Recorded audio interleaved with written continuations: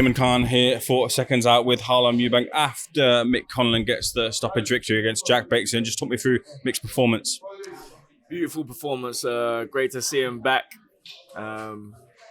firing like that again. He set up the shot and landed it in the fourth.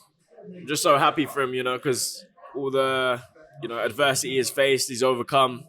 He's changed his situation, and he's been training away from his family, and to come back and put in a performance like that, I'm just so happy it all come together for him tonight. And what do you say as a fellow fighter and as a friend to help Mick stay on the right path to getting back towards title contention? What do you say to him, like kind of behind the scenes, to keep his mind on the job and keep his mind confident? I don't think you need to say much to Mick. He knows who he is. He knows what he's capable of, and it's just about maintaining the passion to go to the gym every day and to stay consistent and to keep the faith and keep chasing the dream that you set out to achieve in the sport. And you can't talk that into someone. If it's in them, it's in them. And he showed tonight that he's still got a lot left to give to the sport. There seems to be two dreams for Mick. One being a world title opportunity again, and a rematch with Lee Wood. Which would you rather see him do? I think, after a performance like that, he can do what he wants, really. The big fights are there. I'd like to see him, go in with all the guys that he was mentioned with, not too long ago. Them fights not too long ago would have been for a world title, with Lee Wood, with Josh Warrington.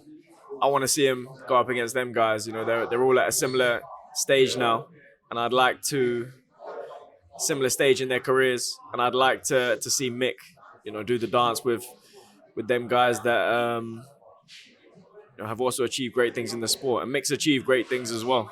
I'd like to see them guys, all go in against each other now and sail off into the sunset after. Which is the tougher fight for him, the Wood rematch or Warrington? They're both good fights. They're both dangerous guys, but Mick's also very dangerous. You saw that in the first Lee Wood fight. Mick's a guy that can outbox you, he can hurt you. He can do it all in there when he puts it together. And I'm just excited for him now that those fights are on the horizon again. What happened behind the scenes with the glove change? Were you there for that? Yeah, I didn't really understand what was going on. I heard talks. Mick, I think he had foam grants ordered, but it seemed like the other side wanted him to wear horsehair instead of foam for some reason. But as a fighter, horsehair is, when you connect with horsehair, the impact's different to foam. So I didn't really understand the fuss around the gloves. I don't think it really fazed Mick either way, but he ended up in the horsehair and showed that he presents danger at his weight class. So moving on to yourself, when I last spoke to you in Saudi, you said that you'd be hopefully a few short days or maybe weeks away from making an announcement. That hasn't come yet unless I've missed it. What is the current status with yourself? Yeah, it's on the verge. We're trying to get something big over the line. We want to fight against a former world champion. So we're in the process of making a big fight next, and we'd like to make it with Regis Prograis. That's a big fight, and he's a big American name, achieved great things in the sport, and that's a fight that I want to make next. How do you see yourself matching up with Regis? It's a great fight, an entertaining fight. He always comes to fight, and I come to fight as well. So it will be an exciting matchup, and that's the one we're trying to get over the line. If it happens, can you tell us where it's going to happen? It could happen in a number of different places. So, I'd like to bring it to Brighton, but could also land in the States.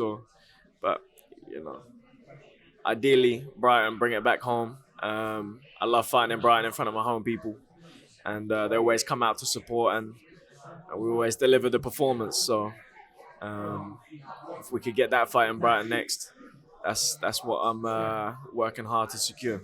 I know that, of course, when I last saw you over in Saudi, you were there to support David Adelaide. But were there any conversations about having a fight over in Saudi potentially? Yeah, definitely a lot of conversations and a lot of interest from people over there to see me fight over in Saudi as well. So it was great to meet some of the people over there and see how the setup works and see a great show. So Mick coming down now. As Mick gets his heroes welcome and applause. Lovely to see Mick there with a belt, being applauded by friends and family. Harlem, yeah. So Regis Prograis, the one that you want to get over the line, that means it won't be that Jack Catrol rematch. He was mooted to maybe take on Ryan Garcia. That seems to have fallen by the wayside, but now it might be Echo Esserman. How do you think he fares against Echo? I'm not sure. Whatever he does is none of my business unless he wants the rematch. So yeah, unless he's in there with me, I'm not bothered. But I'll go on and fight world-class opposition and hopefully a former world champion next. Do you think you get the rematch if you beat Prograis, which you plan to do? Does it bother you to get the rematch? I mean, if he doesn't want the rematch now, I don't think he'll want it down the line. The fight finished inconclusively. He doesn't want the rematch. We move on to bigger and better opportunities. Mm-hmm. There's a big rematch coming up, of course, between Chris Eubank Sr. and Conor Benn. We spoke about it briefly as to rematch, but it's under the same terms, under the same rehydration clauses as well too. There's a little bit of a feeling from Conor Benn's side from the interviews that I've seen that they're not going to bring the emotion into it, and maybe Conor's game plan might be seated towards more boxing Chris. How do you think that sort of game plan would fare against Chris if they do elect to do that? I mean, we've never seen him not box with emotion. That's the only way he fights. So to go against your nature, I think is probably easier said than done. Mm-hmm. But no, I expect a completely different Chris Eubank Jr. in the next fight. I know what he's capable of, and I don't think he showed 30% of himself in the first fight. So the second fight, I think he'll get him out of there within 6. You spoke to him recently about that rematch?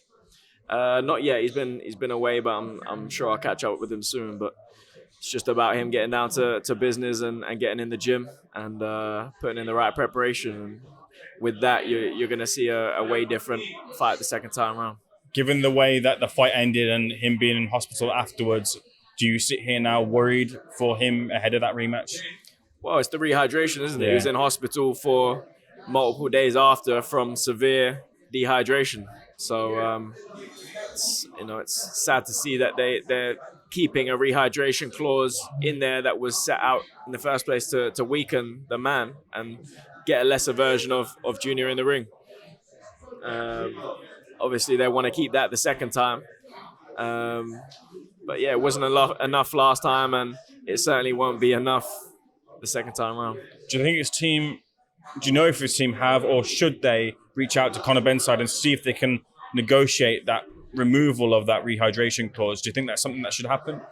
I think it never should have been there in the first place. Yeah. So, it's a no-brainer that these type of made-up rehydration clauses should be a thing in today's world. So it's a shame to see that. But yeah, it looks like that's going to be in play the second time around as well, but it has no place in the sport. You said to me on Zoom a few days after the fight that what it had done is brought the family close together and you had some meals together and stuff. Is that bond still been forged even though the fight has been months and things since? Have you been going out for meals and stuff? Has the family still been all connected? Yeah, I feel like, it's always been connected regardless of what is going on outside, but a night like that only brings everyone closer together, and the storyline that was at play and everything just everyone just got tighter off the back of that, and that was one of the storylines that captured the people's hearts. So yeah, that hasn't changed, and going into the rematch, Chris is only going to be stronger mentally, physically, and go in there and do a demolition job this time around. Has Eubank Sr. made his thoughts clear about the rematch? He was obviously so adamant the first time around that he didn't want it to happen, but he then turned up in the corner, which created that iconic moment, of course. But has he said about whether he wants Chris to? Because he said before it was announced that he wanted Chris to sail off into the sunset, and that's kind of like the top of maybe his career. But has he mentioned as to how he feels about this second go around? Well, you got to remember, Senior saw the results, in the hospital of severe dehydration. That's what he was concerned about in the first place. That's why he stated his case for weight classes exist for a reason. So seeing the results of the dehydration, I'm sure that he's going to have concerns this time around for sure. Two final things, Harlem. Of course, next weekend sees the IBF welterweight title being contested by Crocker and Donovan in a rematch. Who do you side with for that one? It's a great fight. I think Donovan got the better of the action in the first fight, but I feel like off the back of that, Crocker would have made a lot of changes, and it's a great fight this time around. It's a bigger fight, bigger arena, more excitement around the fight the second time around. So great for both of them, and may the best man win. Canelo and Crawford, who are you picking? Great fight. I feel like my heart goes with Crawford. I feel like he's got the energy, the will, and he's got that. I feel like he's got that chip on his shoulder where he wants to prove something to people, and I just feel like I haven't seen that in Canelo for the last few fights. So maybe Crawford's catching him at the right time. There's a lot of physicality that Crawford's going to have to overcome. I feel like he's the man with the skills that if anyone, from a lightweight class can do it, he's one of the guys that can do it. How'd you overcome that physicality? Skill, distance, boxing ability. But Canelo's got a lot of that too, so it's going to be tough. But I feel like Crawford's the one to do it if anyone can. Is the winner your pound for pound number one? Yeah, I think they have to be right now. Over Usyk?